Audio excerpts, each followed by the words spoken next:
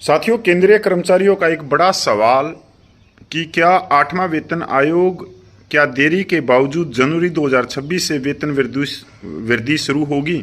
Question mark. ये सवाल सबसे ज़्यादा पूछा जा रहा है, कमेंट में भी पूछा जा रहा है। भाई देखो, जितना मेरे में ज्ञान है मैं उतनी ही बात करूँगा। तो मैं आप लोगों को बताना चाहता हूँ कि बहुप्रतीक्षित 8वें वेतन आयोग का गठन अभी बाकी है, लेकिन कर्मचारी संघ इसकी प्रभावी तिथि पर स्पष्टता की मांग कर रहे हैं।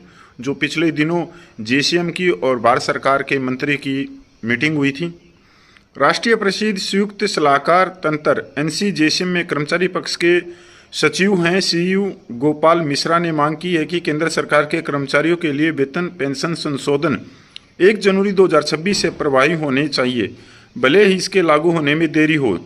तो इन्होंने इस बात को क्यों उठाया है, ये भी बहुत ज़रूरी जानना है कि जो फिटमैन फैक्टर मिलेगा उससे वेतन और पेंशन तो गुणा हो जाएगी, पर जो एचआरए और टीए है, क्या एचआरए और टीए का भी एरियर मिलेगा? अगर मान लीजिए 2028 में 8वां वेतन आयोग लागू हुआ तो आपका वेतन और पेंशन तो गुणा कर दी जाएगी उस फिटमैन फैक्टर से, पर जो एचआरए है और जो टीए है उसका एरियर नहीं मिलेगा। क्योंकि हम पिछले जो पे कमीशन है उनकी बात करें या उनको देखें तो उनमें भी एचआरए और टीए का एरियर नहीं दिया था, पर हाँ वेतन और पेंशन गुणा करने के बाद में जो एरियर बना था नए वेतन के हिसाब से, तो वो लागू कर दिया था 1 जनवरी 2016 से, अगर से पे कमीशन की हम बात करें तो।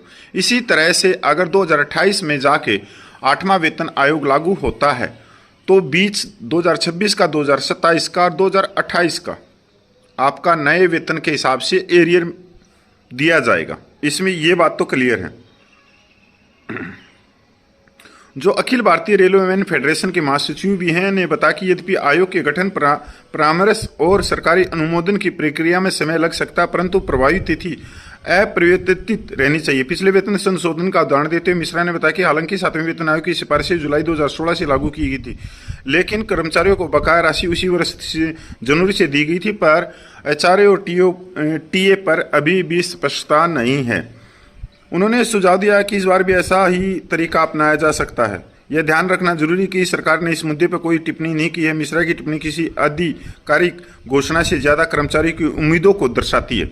ये भी सही बात है कि जो बड़े कर्मचारियों के संगठन हैं वो जो भी बात सरकार के सामने रख रहे हैं तो वो हर एक कर्मचारी